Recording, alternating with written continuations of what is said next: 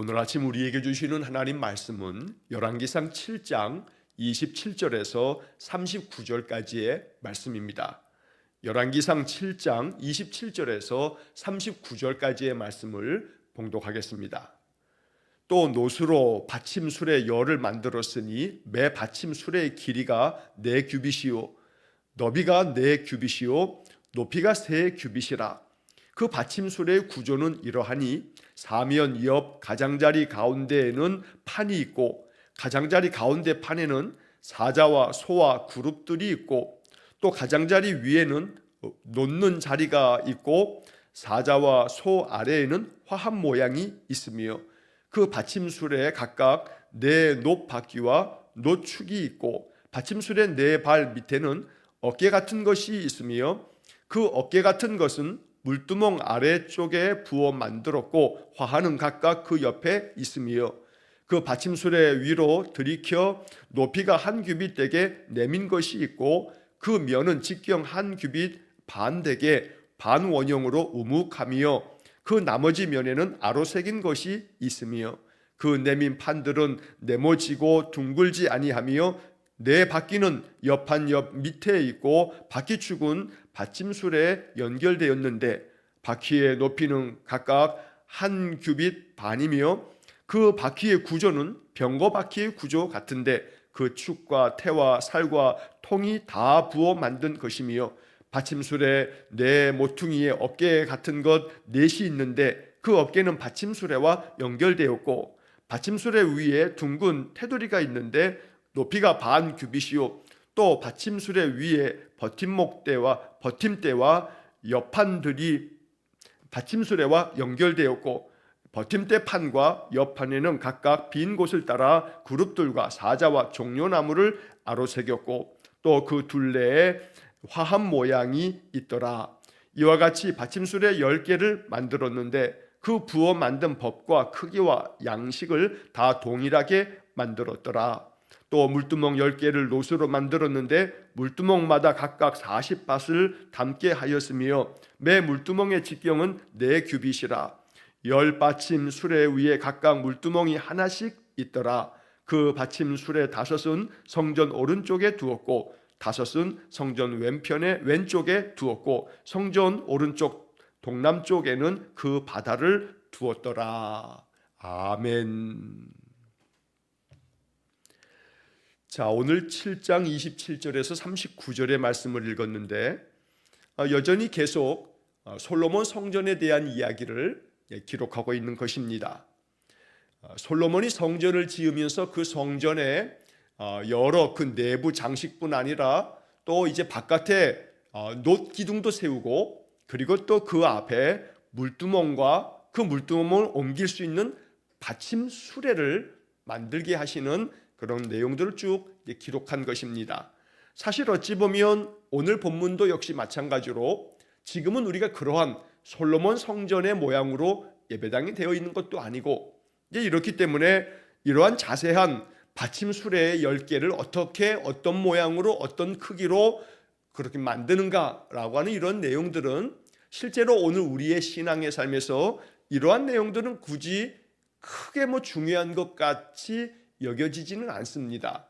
자, 그렇지만 이 말씀들이 이렇게 역대상에 길게 기록되어지는 이유가 뭘까?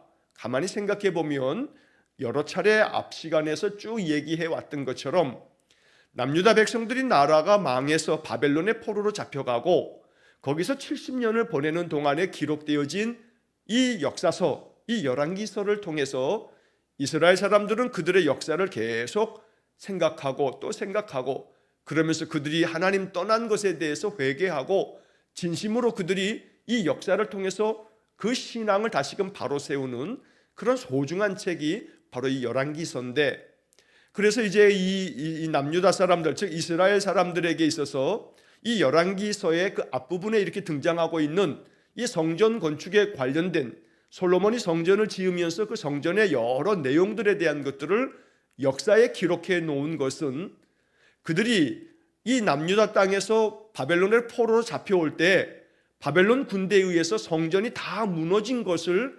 보면서 포로로 잡혀온 겁니다. 그러니까 그들이 이 성전에서 얼마나 악을 행했는지 잘 압니다. 왕들이 그 성전에 온갖 우상들을 갖다 두고 하나님 섬기기보다는, 하나님께 예배하기보다는 우상 앞에 제물 바치는 그런 악함을 행했기 때문에 하나님의 선지자들에게 끊임없이 말씀하셔도 듣지 아니했던 것이 결국 자신들의 패망의 원인이라는 것을 이 역사서를 통해서 계속 그들은 또 생각하고 반성하고 회개하고 이러한 시간들을 바벨론에서 70년 동안에 보냈던 것입니다.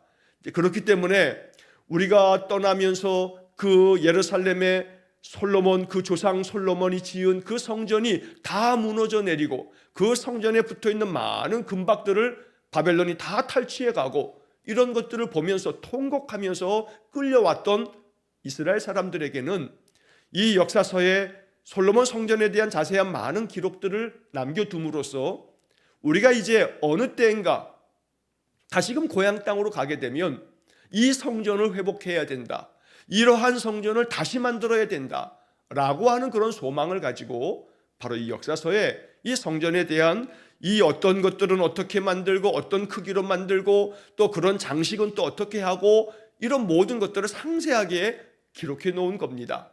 왜냐하면 나중에, 지금은 언제일지 알지 못하지만 포로 생활을 다 끝내고 다시 우리가 돌아갈 날을 고대하면서 그때는 우리가 가서 이 성전을 다시 짓고 이 영광스러웠던 성전을 다시 지어서 거기서 하나님께 예배하는 백성이 되어야 한다라고 하는 그러한 꿈을 안고 그러한 간절한 기도를 가지고 이 솔로몬 성전에 대한 상세한 내용들을 적고 있는 겁니다.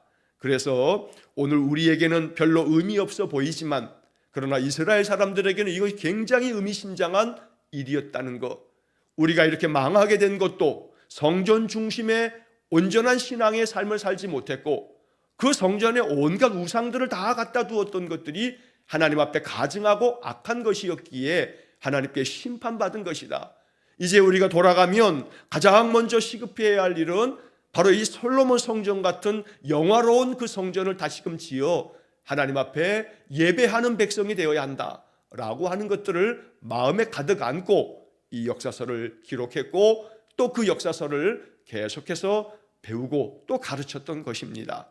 자, 그래서 우리는 이 말씀을 읽으면서 이제 2023년을 살아가는 우리들에게 있어서 중요한 것은 우리에게 주어진 성전, 예배당으로서의 이 건물도 함께 모여서 예배하는 곳이니 거룩하신 곳이고 중요한 의미를 갖습니다만 언제나 우리가 신약적인 의미에서 내가 곧 성전임을 기억하고 나의 성전됨을 늘 인정하고 나 자신을 하나님 앞에서 이 솔로몬 성전처럼 영광스럽게 만들어가는, 그래서 어디에서든 내가 늘 그리스도인다운 인격을 가지고 살아가므로 그래서 하나님의 그 솔로몬 성전의 영광이 빛났던 것처럼 바로 성전된 나 자신이, 계속 반복해서 말씀드립니다만 사도 바울이 고린도서를 통해서 알려준 것처럼 너희가 하나님의 성전인 것과 하나님의 성령이 너희 안에 거하시는 것을 알지 못하느냐. 그러니까 내 안에 하나님의 성령이 거하시고 나는 하나님의 성전됨으로 늘 솔로몬 성전의 모든 기구들 안에 그저 그 잣나무로 만들고 백향목으로 만들고 그리고 난 다음 그 바깥에 금을 둘렀던 것처럼 금 같은 믿음으로 나의 인생을 덮고 또 계속해서 그 금으로 장식해서 나의 신앙, 나의 삶이 금처럼 찬란히 빛나는 그러한 성전 되어지는 성도가 되는 것, 이것이 바로 우리가 지금 열왕기상 7장을 이 성전에 관련된 여러 기구들을 이야기하는 것들을 읽으면서 가장 중심되게 마음에 기억해야 할 내용이라는 겁니다.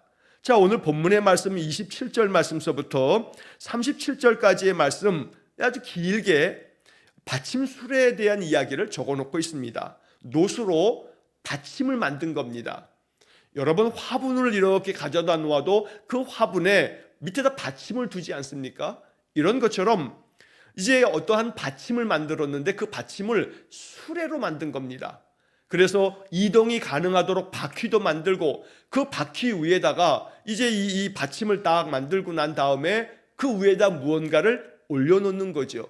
그 무언가 올려놓는 게 뭐냐면 오늘 본문 38절, 39절에 나와 있는 물두멍이라고 하는 것을 올려두는 겁니다.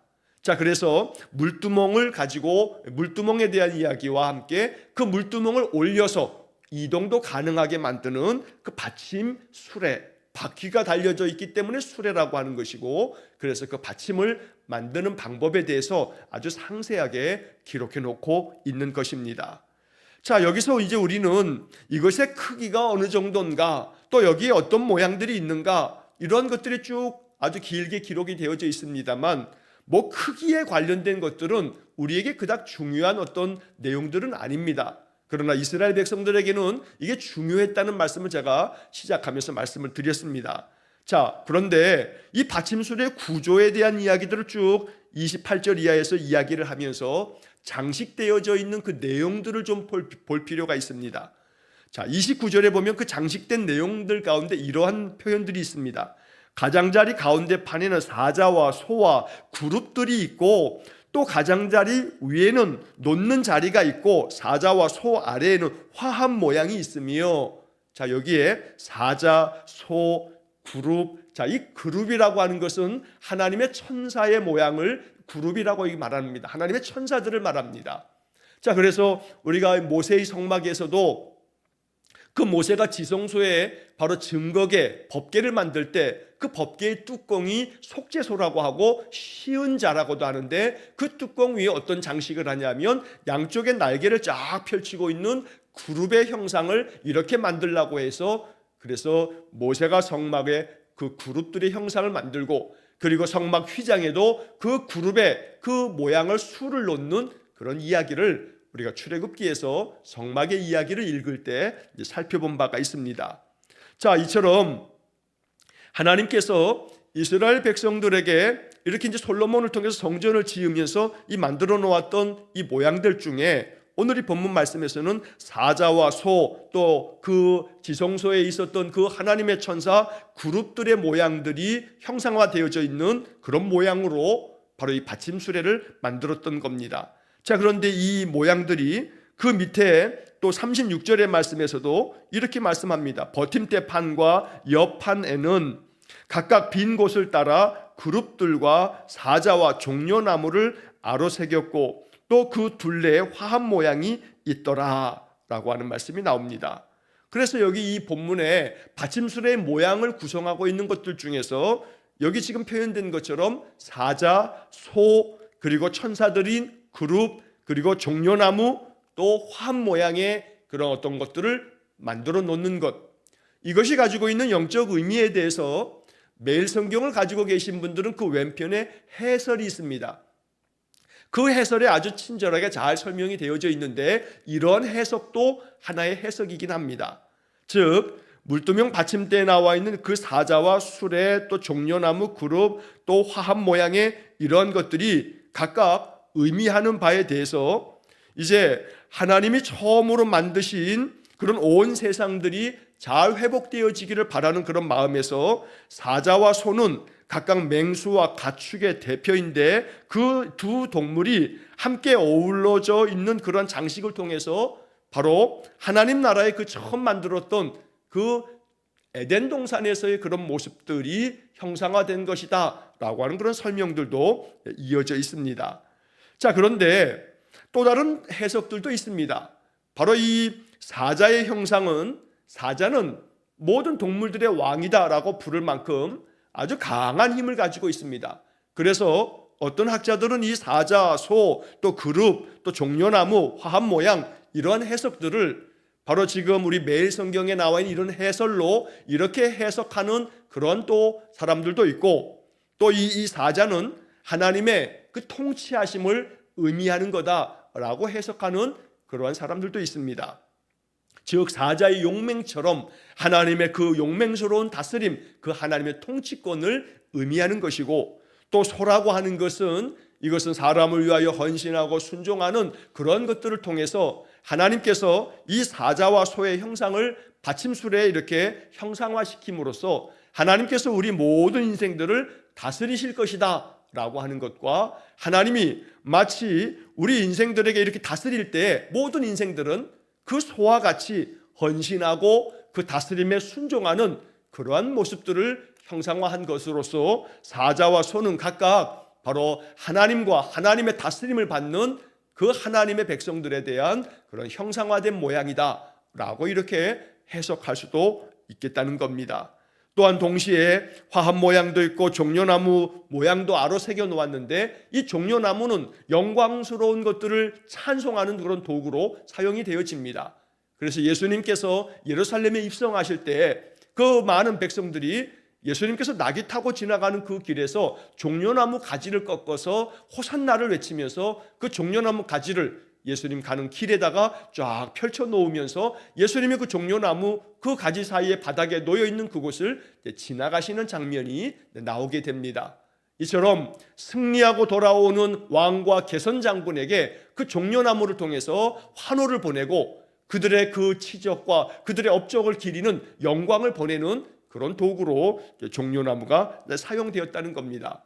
이렇게 화합 모양도 있는 것처럼 이러한 나뭇가지와 나무의 형상과 화합 모양을 통해서 영광스러운 하나님께 그 모든 찬양을 올려드리는 그런 마음들이 이 형상 속에 담겨져 있다는 것입니다.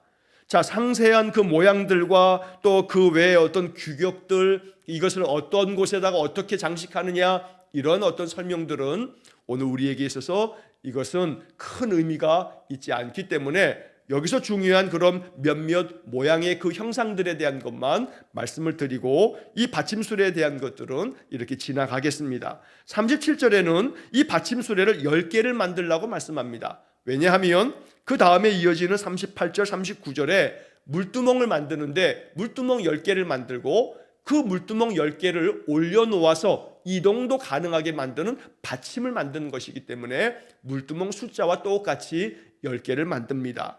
자, 이렇게 10개를 만들어 이 받침수레를 만든 다음에 그 위에 올려놓게 될 물두멍을 만들게 되는데 바로 이어지는 38절, 39절의 말씀입니다. 자, 여기서 38절의 말씀에서는 이 물두멍에 대한 이런 이야기가 나오는데, 여기 이 물두멍에 대한 이야기에서 이제 우리가 보아야 될 그 단어의 의미를 보면 물, 그 다음에 두멍이라고 이렇게 두 개의 단어가 이제 합쳐져 있는 겁니다. 자, 이 두멍이라고 하는 말은 지금은 이렇게 우리가 쓰지 않는 그런 말입니다만, 이 두멍이라고 하는 말은 순우리말입니다. 아주 순수한 한글인데, 이 두멍이라고 하는 말은 사전에 보면 이렇게 풀이가 되어 있습니다. 물을 많이 담아두고 쓰는 큰 가마나 독이라고 되어 있습니다. 우리가 큰 옹기 항아리를 일컬어서 독이라고 하죠.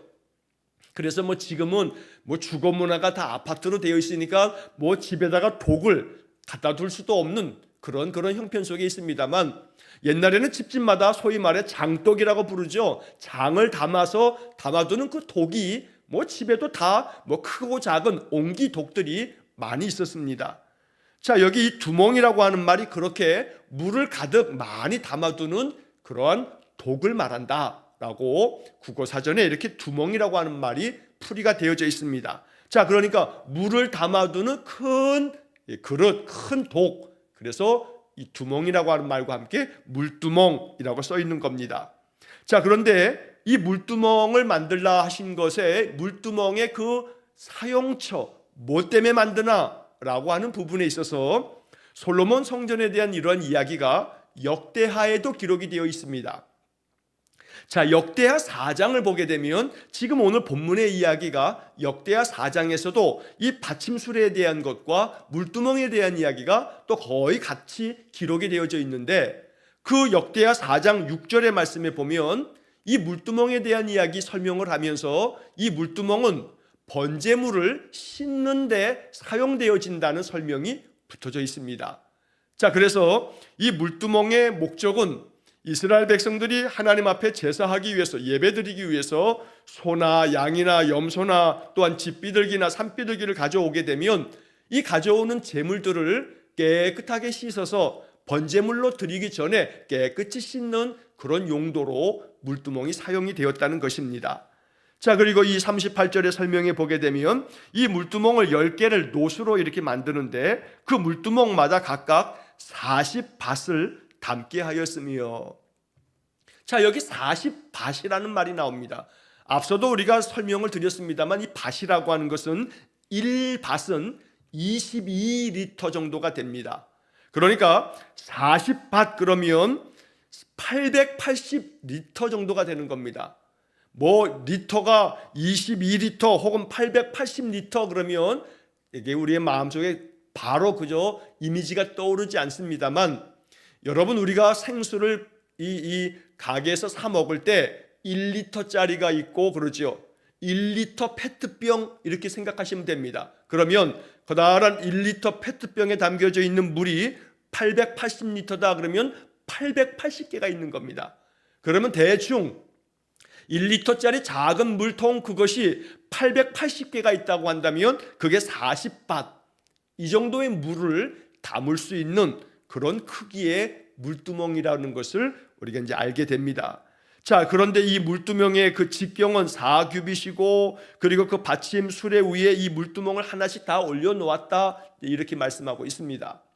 자, 그런데 이 물두멍과 함께 어저께 우리 매일 성경에 되어져 있는 그 성경 구절 중에 제가 어저께는 주일 아침에 말씀을 7장 13절부터 22절까지 바로 두 성전 앞에 있는 두 개의 기둥 야긴과 보아스에 대한 본문만을 가지고 어제 말씀을 나눴지만, 어제 매일 성경 편성되어져 있는 본문에 보면 그 다음 이어서 23절에서 26절까지의 구절이 그 밑에 또 붙어 있습니다.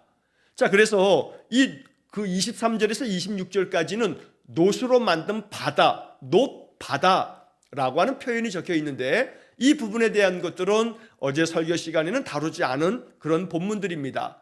자, 그래서 어제 보아야 했던 23절에서 26절의 놋바다하고 오늘 여기 본문에 나오는 38절 39절의 물두멍, 이 두 가지 다 물을 담아두는 용도로 만들어지는 겁니다. 자, 놋으로 만들었다 해서 놋 그리고 바다라고 하는 말이 나오는데, 이 바다라고 하는 이 표현이 저 땅이 아닌 저 바다, 말 그대로 저 모든 물들이 다 모이는 그런 바다, 이걸 얘기하는 것이 아니고, 세번역 성경의 번역을 보면 놋바다라고 하는 그 말이 놋새를 부어서 바다 모양 물통, 놋새를 부어서 만든 바다 모양의 물통, 이렇게 표현이 되어져 있습니다. 세번역 성경의 번역입니다. 자, 그런데 개역개정 성경에서는 이것을 놋바다라고 이렇게 말하고 있습니다만, 그 바다라고 하는 말을 사전에 아무리 찾아보아도 물을 담아두는 어떤 것이라는 설명이 없습니다. 그러니까 우리 개역개정 성경의 그 바다라고 하는 표현은 세번역 성경의 표현처럼 바다 모양으로 생겨져 있다 해서 바다라고 표현되어 있습니다만, 놋으로 만들어졌다 해서 놋바다. 그런데 이것은 커다란 물통이 됩니다. 물을 담아두는 커다란 그릇이 되는데, 자, 바다 모양으로 많은 물을 담고 있다고 말하는 겁니다. 자그만치 어제 보는 본문의 말씀을 보게 되면 그 놋바다는 자그만치 2000밭을 담을 수 있는 그러한 커다란 그릇입니다. 자, 2000밭이면 오늘 지금 여기 물두멍이 40밭을 담을 수 있습니다.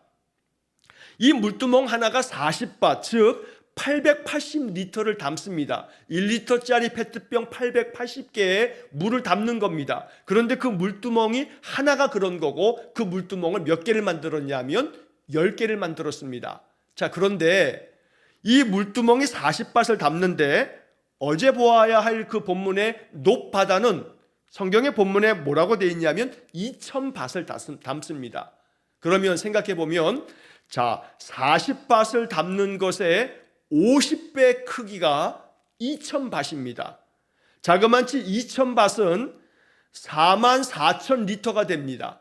44,000리터, 1리터짜리 물을 44,000개를 담을 수 있는 물에 그 물을 담을 수 있는 것입니다. 그러니 이게 얼마나 바다 같은 모양이겠습니까? 자, 그런데 이 놋바다라고 하는 것의 용도는 뭐냐면 제사장들을 정결케 하기 위해서 씻는 물입니다. 그래서 제사장들이 하나님 앞에 성소 지성소로 나아갈 때 그들을 깨끗이 씻는 용도가 바로 놋바다에 담겨져 있는 물들이고, 물두멍의 물은 재물들을 씻는 그런 도구로서의 물을 담아두는 것입니다. 자, 그러면 높바다도 물두멍도 다 물을 담아두는 것이긴 합니다만 이것이 오늘날 갖는 영적인 의미는 뭐냐면 씻어야 한다는 겁니다. 제사장도 씻어야 하고 백성들도 제물을 가져오면 그 드려진 제물이 백성들을 대신하는 제물이기 때문에 그 제물은 곧 백성들을 말하는 겁니다.